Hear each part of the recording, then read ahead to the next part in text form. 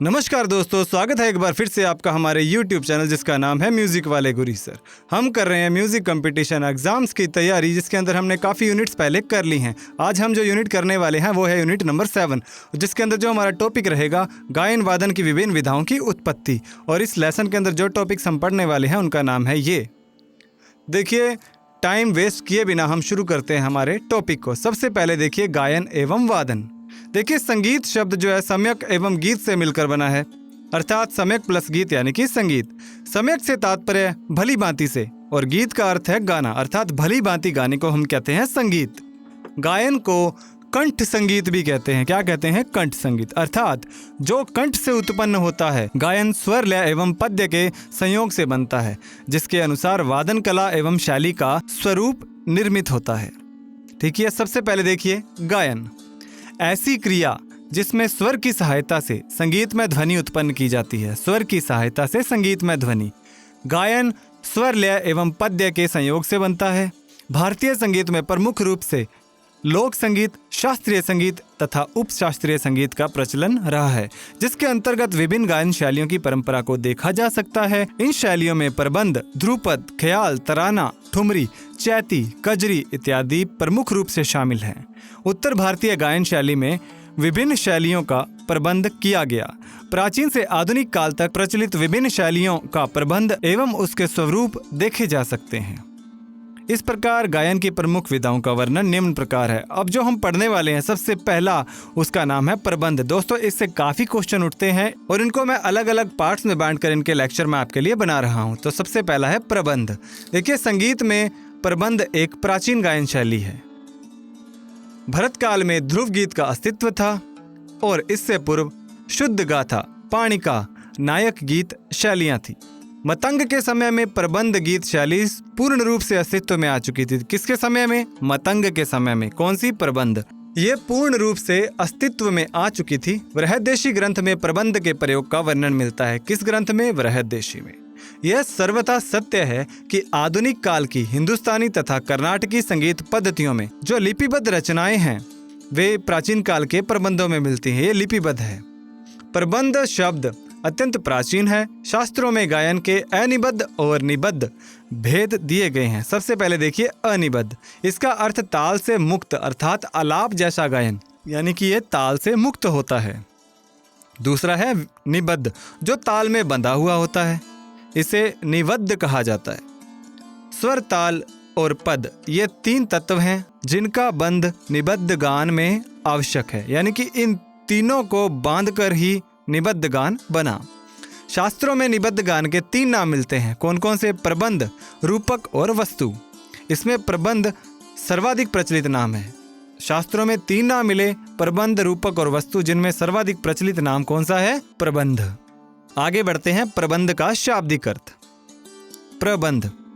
देखिए, प्रबंध शब्द प्र उपसर्ग बंध धातु और धन प्रत्यय से बना है, जिसका अर्थ अच्छी तरह से बंधा हुआ।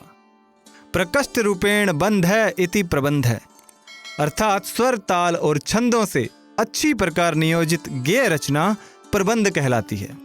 धातु व अंगों को सीमा में बांधकर जो रूप बनता है वह प्रबंध कहलाता है।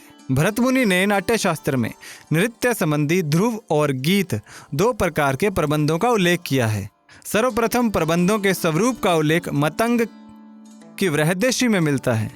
49 देशी प्रबंधों का वर्णन इन्होंने अपने ग्रंथ में किया। कितने? 49। अब आगे देखते हैं, शारंगदेव ने अपने संगीत रत्नाकर ग्रंथ में 75 प्रबंधों का वर्णन किया है। किसने? शारंगदेव ने।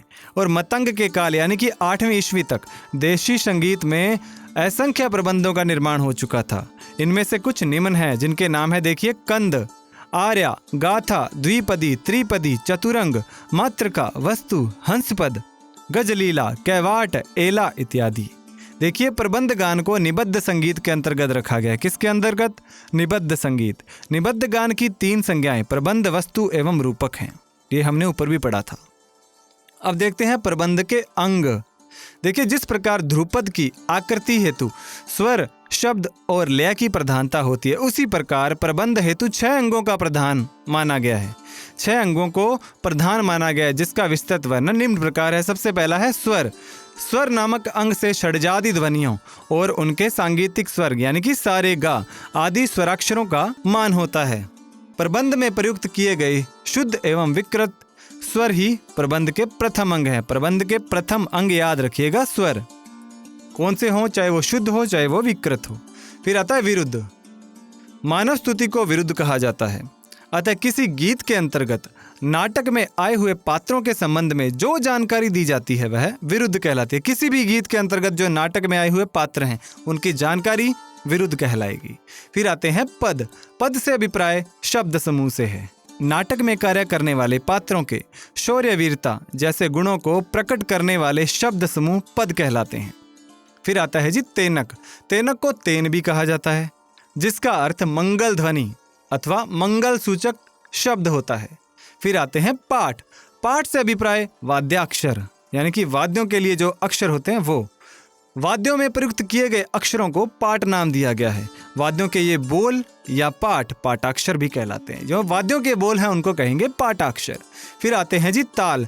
जो प्रबंध गीतों के लय का मापन करती है वह ताल कहलाती है, जैसे आदि ताल, एक ताल आदि। आगे अभी एक शब्द का जिक्र हुआ था एला। एला से क्या तात्पर्य है? इस प्रबंध को पूर्ण प्रबंध कहकर संबोधित किया जाता है।